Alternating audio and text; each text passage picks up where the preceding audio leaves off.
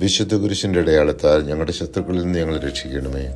ഞങ്ങളുടെ തമ്പുരാനെ, പിതാവിൻ്റെയും പുത്രൻ്റെയും പരിശുദ്ധാത്മാവിൻ്റെയും നാമത്തിൽ ആമേൻ. ഇസ്രായേലിലെ ശ്രേഷ്ഠന്മാർ ഹെബ്രോണിൽ ദാവീദ് രാജാവിൻ്റെ അടുത്ത് വന്നു. കർത്താവിൻ്റെ സന്നിധിയിൽ അവരുമായി ഉടമ്പടി ചെയ്തു. ഇസ്രായേലിൻ്റെ രാജാവായ ദാവീദിനെ അവർ അഭിഷേകം ചെയ്തു. ഭരണമേൽക്കുമ്പോൾ ദാവീദിന് 30 വയസ്സായിരുന്നു. രാജാവും സൈന്യവും ജെറുസലേമിലേക്ക് ജബൂസിർക്കെതിരെ പുറപ്പെട്ടു. ദാവീദ് സിയോൻ കോട്ട പിടിച്ചടക്കി. അതിന് ദാവീദ് നഗരം എന്ന് പേരിട്ടു.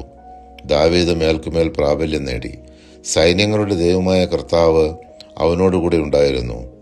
ടൈർ രാജാവായ ഹീരാം ദാവീദിന് കൊട്ടാരം പണിതു കൊടുത്തു. ഹെബ്രോണിൽ നിന്ന് വന്നതിന് ശേഷം ദാവീദ് ജെറുസലേമിൽ നിന്ന് കൂടുതൽ ഉപനാരികളെയും ഭാര്യമാരെയും സ്വീകരിച്ചു. ഷമ്മുവ, ഷോബാബ്, നാഥാൻ, സോളമൻ, ഇബ്ഹാർ, എലീഷുവ, നെഫെഗ്, ജാഫിയ, എലിഷാമ, എലിയാദ, എലിഫെലത്ത് എന്നീ പുത്രിപുത്രന്മാർ അവരിലൂടെ ജനിക്കുകയും ചെയ്തു. ഇസ്രായേലിൻ്റെ രാജാവായ ദാവീദ് അഭിഷേകം ചെയ്യപ്പെട്ടു എന്ന് കേട്ടപ്പോൾ ഫിലിസ്ത്യർ അവനെതിരെ പുറപ്പെട്ടു. ഓരോ വിഷമഘട്ടത്തിലും കർത്താവിനോട് ആലോചന ചോദിക്കുന്ന ദാവീദിനെയാണ് നാം വിശുദ്ധ ഗ്രന്ഥത്തിൽ കാണുന്നത്. ദാവീദ് കർത്താവിനോട് ആരാഞ്ഞു, ഫിലിസ്ത്യർക്കെതിരെ ഞാൻ പുറപ്പെടണമോ?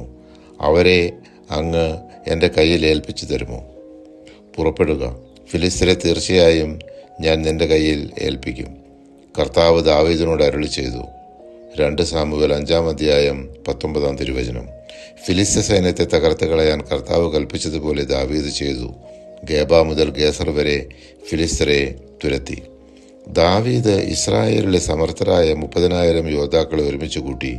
അവരോടൊപ്പമുള്ള സകല ജനത്തോടും കൂടെ കെരൂബുകൾക്കിടയിൽ സിംഹാസനസ്ഥനായിരിക്കുന്ന സൈന്യങ്ങളുടെ കർത്താവിൻ്റെ നാമം ധരിക്കുന്ന ദൈവത്തിൻ്റെ പേടകം ബാലേയൂദായിൽ നിന്ന് കൊണ്ടുവരുന്നതിന് പുറപ്പെട്ടു.